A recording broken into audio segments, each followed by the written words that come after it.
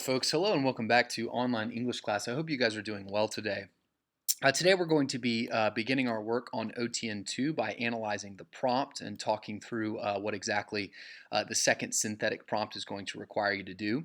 Yesterday we finished up OTN 1, which analyzed a series of sources titled The American Jeremiad. Obviously that was a conversation hosting the perspectives of four different leaders from four different epochs of American history. John Winthrop, obviously in the pre-United States era of American history, in the colonial era, Frederick Douglass in the antebellum period, Ronald Reagan in the late 80s, and Barack Obama in the 21st century. All four expressed their vision or their perspective of the foundational values of the American society.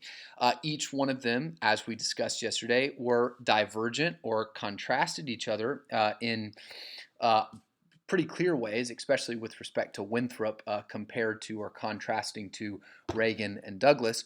But we also pointed out a more fundamental similarity that was expressed in all three of their Jeremiads, and that is, that a foundational liberty promised by the American system from its earliest inception, from the earliest settlement of the New World, is that America is a place where individuals have the right to freely exercise their ability to believe and define that which is good and then pursue, right, to pursue the construction of a society that is a reflection of those beliefs. All right, that is one of the most foundational human liberties that are protected by the American system. Your right to believe, to define what we sometimes call the good, to define that which is good, and then to pursue that. In that sense, the existence of even the school that you go to, Redeemer Christian School, is an expression of that fundamental element of the American promise. It was constructed by a group of people who wanted to build a school, right, that was a direct reflection of and directly connected to their most deeply held Christian Reformed beliefs, right? In America, that is an extremely American thing to do, right? To build institutions that reflect one's personal, deeply held beliefs. Those are not prescribed to you. They are not inhibited by your political authorities. In fact, they are protected by them. All right. So, the American Jeremiad, conversation that you should be finishing up today in an outline and then submitting that outline to me by 3 p.m. today. All right, so obviously you've already sent me your email confirmation of your reading.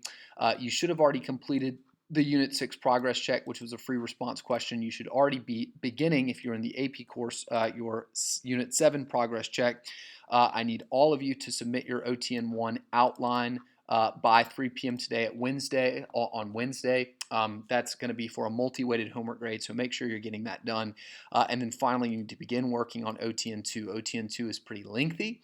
All right, so without any further ado, let's go ahead and jump into OTN 2.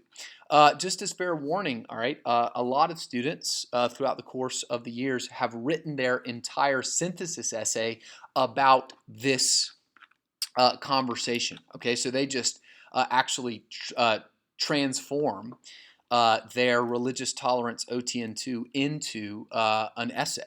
And they write their whole essay in response to the prompt that we're going to get to. So it's a pretty fascinating little prompt, and it's also a good group of sources that you could center an entire essay around. In the same way, you could center your whole essay around OTN 1 if you wanted to, okay, and just write a whole research paper about the American Jeremiad. Obviously, that's the path of least resistance because you've already worked on these in class, but that is absolutely fine. I am okay with you doing that if that's something that you want to do. Of course, you can also strike out on your own path and develop your own research question and pull together all of your own resources, all right, but you are able to do this if you want to.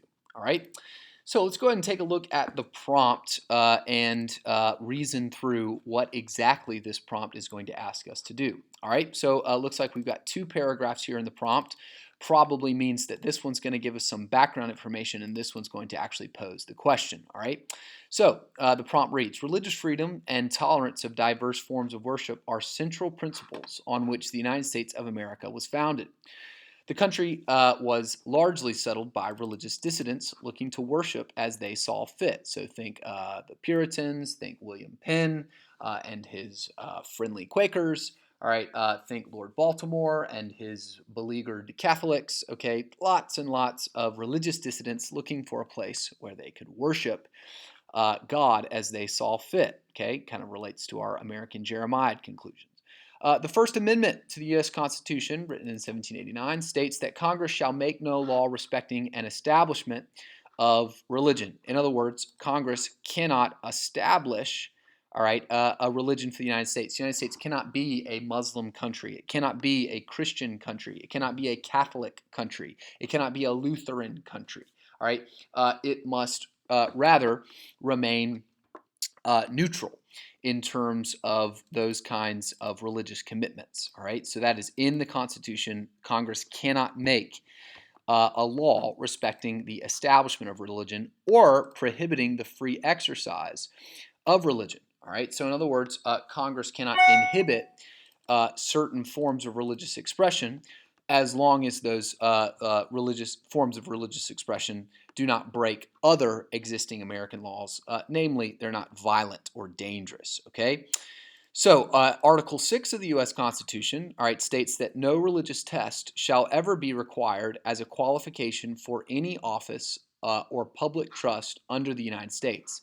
In other words, if you're going to serve in the U.S. government, you do not have to take a test testing your knowledge of the Bible or evaluating what religion you are, okay?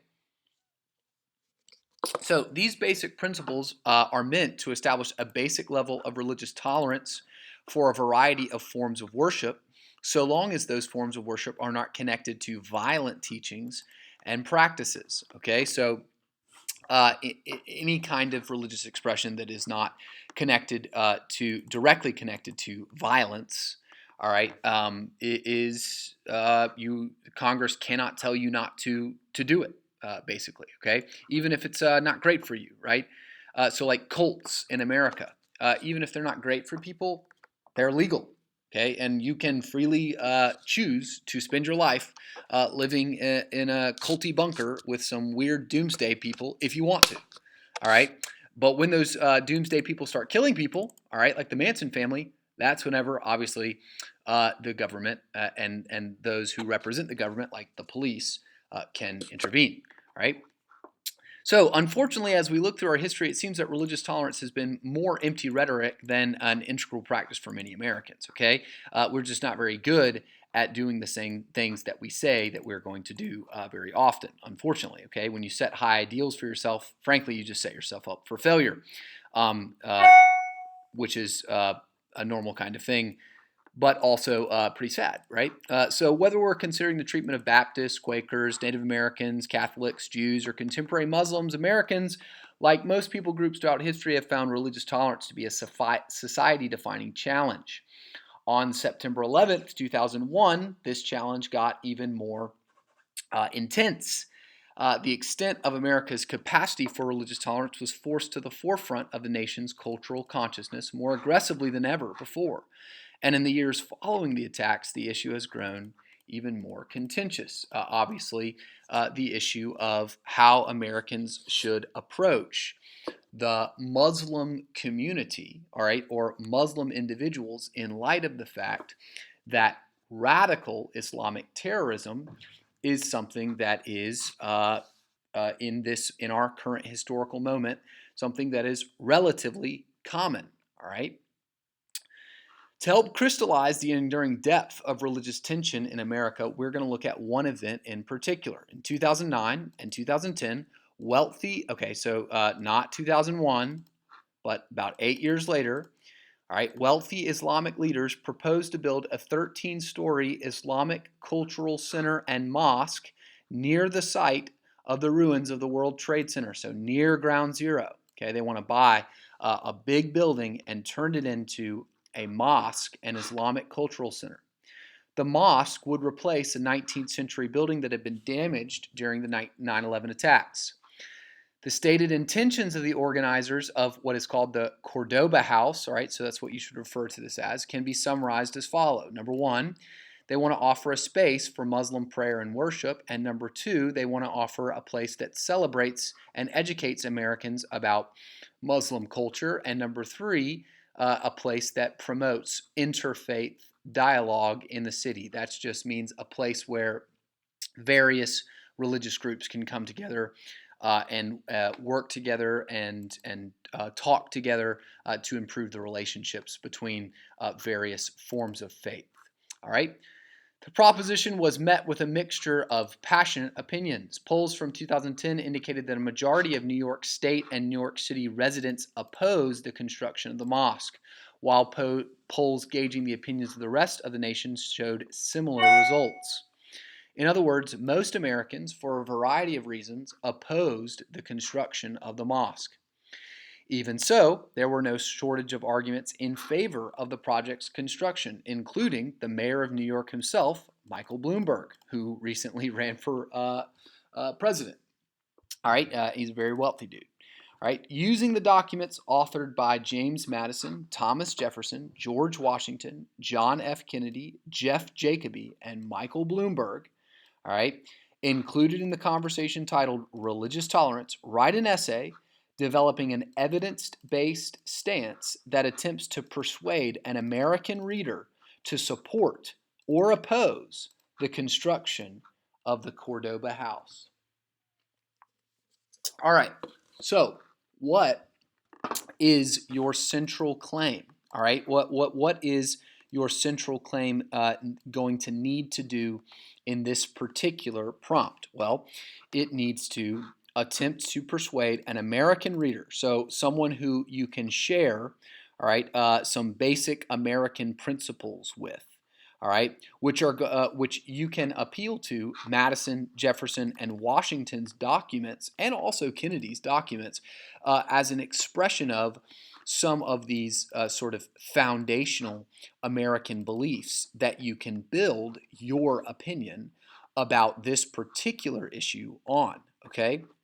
So that's a good way to use these the older documents, the Madison document, the Jefferson document, and the Washington document. Okay, now obviously you are developing a claim of policy. Okay, should I support or should I oppose the construction of the Cordoba House? Now, when you talk about what a person should do, you're going to need to base your opinion on what they should do on some kind of criteria. All right, and those criteria are going to be your supporting assertions. All right, I should support the construction of the Cordoba House because, or I shouldn't support the construction. I should oppose the construction of the Cordoba House because. All right, regardless of which stance that you take, it's important that, all right, it's important that you use the evidence that is provided for you in the sources to support your argument. So, for example, let's say you are writing in opposition to the construction of the Cordoba House. Well, you might want to deal with Michael Bloomberg, mayor of New York City during 2009 and 2010. You might want to use him and deconstruct his argument. You might want to point out why Bloomberg is wrong, because Bloomberg offers a pretty compelling case as to why it should be supported. So if you're going to oppose it, you're going to need to probably engage with him to a certain extent. All right, you're going to need to explain or interpret how these guys' foundational opinions about religious tolerance and religious freedom relate to this particular instance. Okay, so your central claim is a claim of policy, but it needs to be supported, all right, with assertions or criteria or reasons why you ought to do one or the other. Okay, so it can't just be do this. Why? I don't know, because I said so, and I'm, Annalise, and so you should always listen to me, right? What kind of evidence are you going to? What kind of evidence should you be collecting? Obviously, you need to be collecting evidence that supports your assertions, okay, your supporting assertions. So you won't know what kind of evidence you need until you A, figure out what your central claim is, and B, figure out what your supporting assertions are going to be. All right. Once you get that line of reasoning sort of put together, then you can begin combing through the sources and collecting those pieces of evidence that are going to support your assertions. Okay. So why don't you go ahead, again, reread the prompt if you need to, make sure that you understand what you're being asked to do, and then you should go ahead and dive into the sources and begin the process of working through each one of them, which we're going to be doing over the course of the next class periods. All right, have a great day.